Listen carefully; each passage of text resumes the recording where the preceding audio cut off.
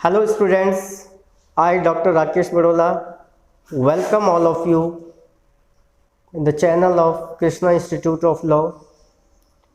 We are studying BA LLB first semester General English subject. Last topic में हमने formal correspondence के बारे में पढ़ा था, जिसमें हमने बिजनेस लेटर पढ़े थे, जिसमें हमने लेटर टू एडिटर पढ़े थे।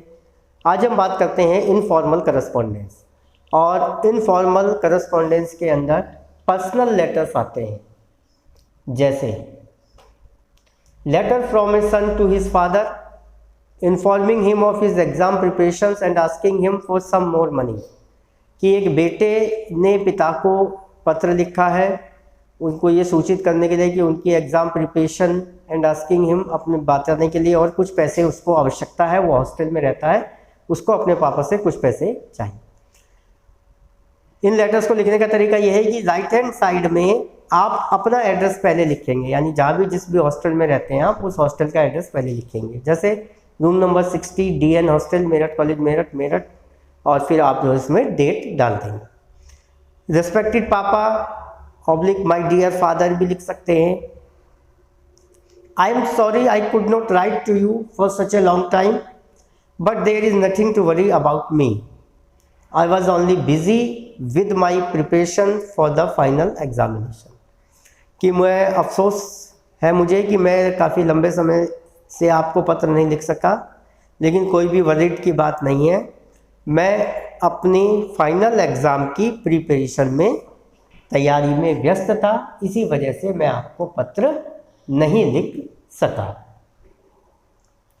अब वो बताता है, बेटा कहता है our classes are going on in full swing these days, यानी हमारी कक्षाएं जो हैं पूरी तरीके से इन दिनों चल रही हैं। I am trying my best to finish my course in all subjects well before the examinations, और मैं कोशिश कर रहा हूँ कि मैं अच्छे तरीके से सभी विषयों का अध्ययन कर सकूँ परीक्षा से पहले।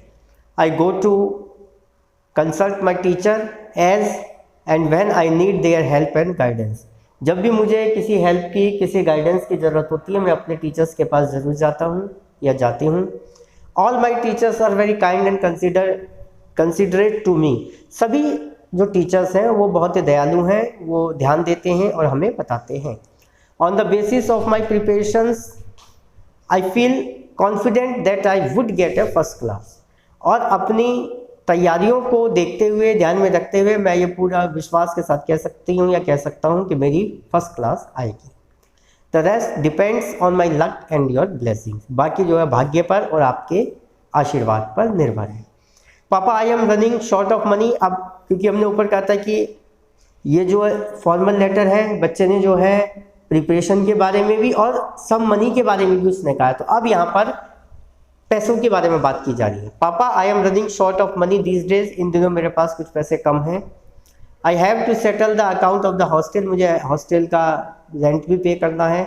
आई have also to buy a few books, कुछ नई किताबें भी मुझे लेनी है, which I need very urgently, जिनकी मुझे बहुत जल्दी ही आवश्यकता है। तो would you be kind enough to send me ₹1000 more to meet these extra expenses. क्या आप मुझे एक्सपेंसेस भेजते हैं उनसे 1000 रुपये अधिक भेज सकते हैं, जिससे कि मैं अपनी किताबें और मैं हॉस्टल का रेंट जो है वो तो मुझे देना ही देना है। I very much remember mummy and younger sister, मुझे बहुत याद आती है मम्मी की और छोटी बहन की। Kindly convey my regards to mummy and love to Sakshi. मेरा रिगार्ड, सम्मान, नमस्ते देना मम्मी को और प्यार देना साक्षी। साक्षी मतलब younger sister. With regards to you, और इधर आप योर अफेक्शनेटली करके XYZ लिख सकते हैं। और यहाँ पर आप जो है जो फॉर्मल लेटर है उसमें आप यहाँ पर आके जो है वहाँ नाम उनका डाल सकते हैं जिनको आप लेटर लिख रहे हैं। तो ये कुछ तरीका है फॉर्मल लेटर्स को लिखने का।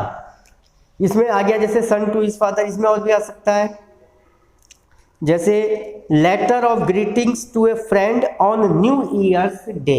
नए साल के दिन की ग्रीटिंग्स देने के लिए आप अपने फ्रेंड को लेटर लिख रहे हैं। तो ये जनरली आप लिख सकते हैं जैसे माय डियर फ्रेंड, फ्रेंड का नाम so and so, please accept my warmest greetings and felicitations on the new year's day.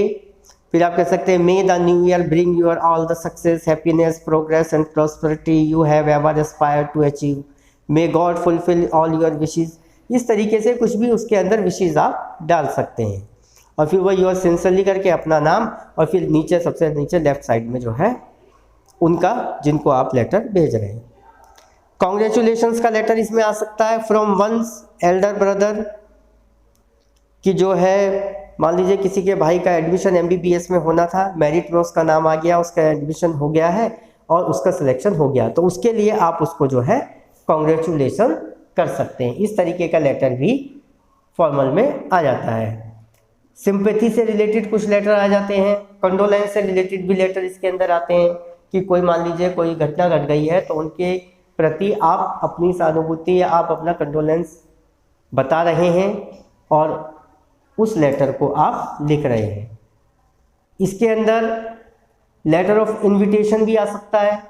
मान लीजिए किसी की शादी है, किसी की सगाई है और अपने किसी मित्र को आप इनवाइट करना चाह रहे हैं शादी में या सगाई में, तो उसके लिए भी लेटर जो आएगा वो फॉर्मल लेटर के अंदर आएगा। और इसमें आपने इसको लिखने का तरीका देख लिया कि किस तरीके से इनको लिखना है। इसी तरीके से आप कोई भी फॉर्मल लेटर आता है तो उसको आप लिख सकते हैं। तो आज के लिए इतना ही। अगले लेक्चर में फिर किसी नए टॉपिक के साथ आपसे मुलाकात होगी। तब तक के लिए बाय एंड थैंक यू।